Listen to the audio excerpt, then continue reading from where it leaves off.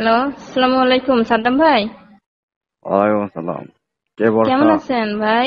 কে আমাকে চিনতে পারলেন না? চিনতে পারছি তো। বর্ষা না তুমি?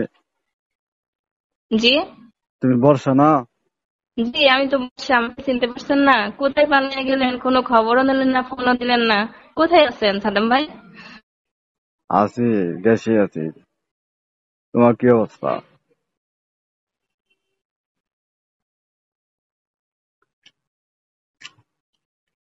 Hello, hello.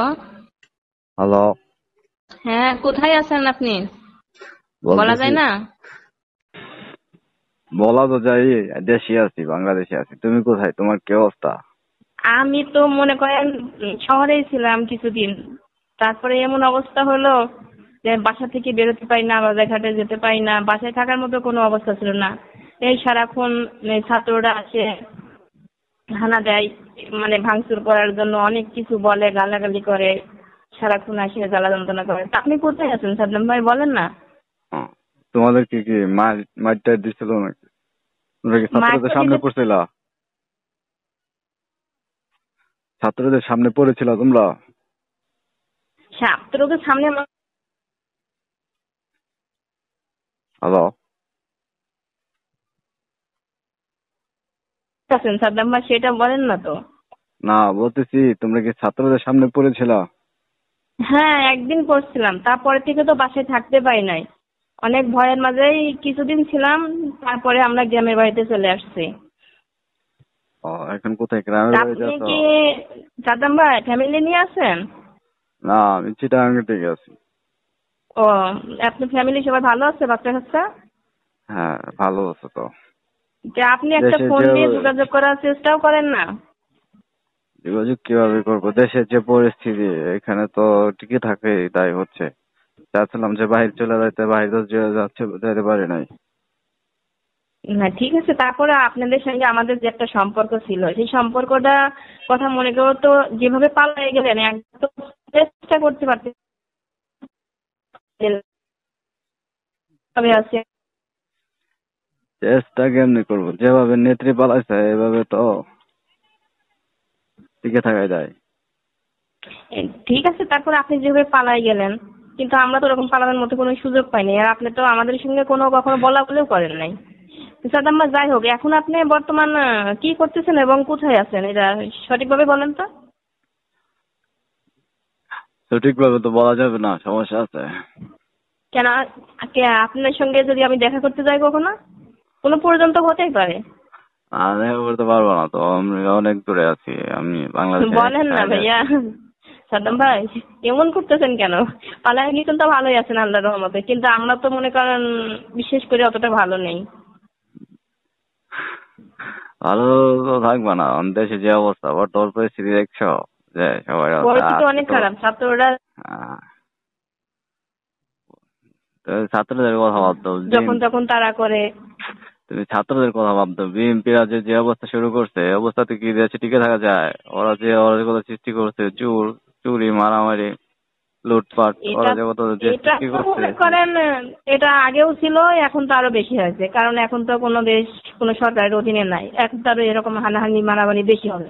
আহ, বর্তমানে আমাদের আওয়ামী লীগের নেতাকর্মীদের উপর যেভাবে হামলা হচ্ছে, এরকম তো কোনো দেশে হয়? কোনো দেশে হয় না। সরকার তো পরিবর্তন অনেক দেশে হয়, তাই না? না, এখানে আপনাদের ওদিকে কি হয়েছে জানি না, কিন্তু এদিকে তো অনেক পুরা হতে পারলে তো তাদের অবস্থাটা খারাপ। তো আপনি তো পালায়ে বাঁচছেন। হ্যাঁ, আমরা তো, তোমরা 4 তারিখে আমরা সরে গেছি, যে পরিস্থিতি বুঝতে পারছি যে এরকম সিচুয়েশন দাঁড়াবে, তাই 4 তারিখে আমরা সরে গেছি, যে নেত্রী যে কোনো সময় পালাইতে সাদ্দাম পারে। ভাই, সাদ্দাম ভাই, আপনি যে পালায়ে গেলেন, আমাদের একটা বার কল দেওয়ার চেষ্টা করলেন না? যে এরকম অবস্থা খারাপ, আপনি তো আমাদের সাথে সবসময় বেশি কিছু জানতেন। হ্যাঁ, জানতাম তো, আমরা তো ছাত্রলীগের ছাত্র দলের সাথে আপনাদের সবসময় মানে হ্যাঁ, শেয়ার ছিল, বেশিভাবে আপনাদের সঙ্গে ক্লোজ ছিল। হ্যাঁ, হ্যাঁ, ক্লোজ আহ, থাকলে কি? আমরা তো 4 তারিখে বুঝতে পারছি যে নেত্রী পালাবে, সেই জন্য তো আমি মনে করো 4 তারিখে রাত্রেই চলে গেছি, 5 তারিখে যে আপনি নেত্রী চলে ফ্যামিলি যাবে। নিয়ে চলাইছিলেন? না, না, ফ্যামিলি টাকা দিয়েছে। যে দেখা সাক্ষাৎ হবে না কখনো? কোথায় কি হবে না হয় যে সরাসরি সবকিছু তো ফোনে বল। কেন, তোমার কর্মীরা কি এতে কলেজে আসতে পারছে ভার্সিটিতে? হ্যাঁ, বলতেছি তোমরা কি ভার্সিটিতে যেতে পারো? না এখনো যাও নাই ভার্সিটিতে? না না, এর মাঝে গিয়েছিলাম, কিন্তু তখন বন্ধ ছিল। আর ছাত্ররা যেভাবে ছাত্রলীগের উপর লাঠিসোঁটা করে মারধর, ওদের দেখেই তো ভয় লাগে। ওদের সামনে তো যাওয়া যায় না, সামনে হ্যাঁ গেলে তো সমস্যা। হ্যাঁ, যে বরিশালের একটা ছেলেকে যে পিটে মেরে ফেললো। হ্যাঁ, একটা না মজার তো না? কয়েকটা, কয়েকটা তো মারছে ওরকম করে। হ্যাঁ মানে ওদের সামনে যেতে অনেক ভয় লাগে, বেরোনোর মতো কোনো অবস্থা ছিল না। আর এখনো মানে কত সেভে চলে যায়, সেভ হয়ে গেলেও তারপরেও অনেক ভয় লাগে।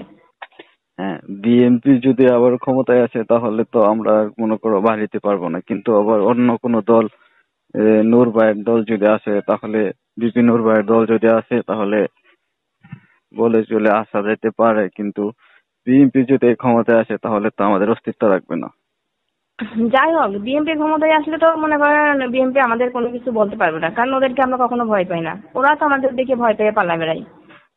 না, এখন আর আগের দিন নাই, এখন বিএনপিরা ভাগ হয়ে গেছে আমাদের মতোই। আমরা যেরকম আগে হ্যাঁ, শক্তিশালী ছিলাম, এখন বিএনপিরা শক্তিশালী।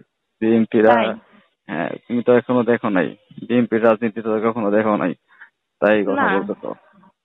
না দেখছি, কিন্তু এতটা এখন তো মনে করে তত্ত্বাবধান সরকারের হাতে ক্ষমতা, এই জন্যই ভাবছি ওরা অতটা মানে উত্তেজিত হবে না, অতটা মারধর হানা মানে আগুন দিয়ে পুরানো এটা সেটা মনে হয় এতটা পাবে না। আমি এই জন্যই বলছি আর কি। বিএনপিরাও অনেক খারাপ। বিএনপির 2001 সাল থেকে 6 সাল পর্যন্ত যে অরাজকতা করছে তার 100 ভাগের 1 ভাগ আওয়ামী লীগ করেনি।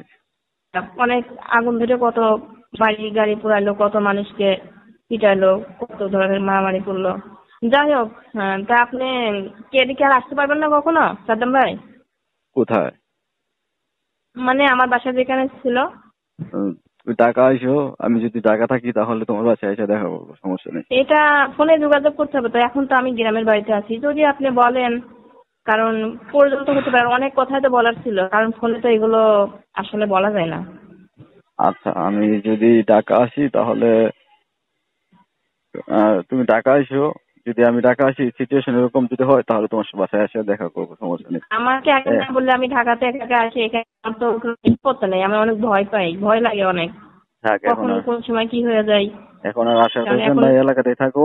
1 বছর খানিক যাক, তারপরে একটু পরিস্থিতি ঠান্ডা হলে তারপরে আসা যাবে না, এখন একটু গা টাকা দিয়ে থাকো।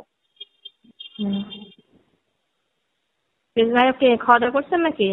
বাসার বাইরে না বাসায় আছেন? না, হচ্ছে এক জায়গায় আছি, খাওয়া দাওয়া এখনো হয়নি, হবে। তো ঠিক আচ্ছা, আছে, তাহলে ভালো থাকো। হ্যাঁ, যে মাঝে মাঝে এই নাম্বারটা মাঝে মাঝে একটু কল দিয়ে যোগাযোগ রাখেন, কোথায় আছেন, কিভাবে আছেন, পরিস্থিতি কোথায় কেমন হচ্ছে। ওকে, ঠিক আছে, ভালো থাকো। ঠিক আছে, ওকে।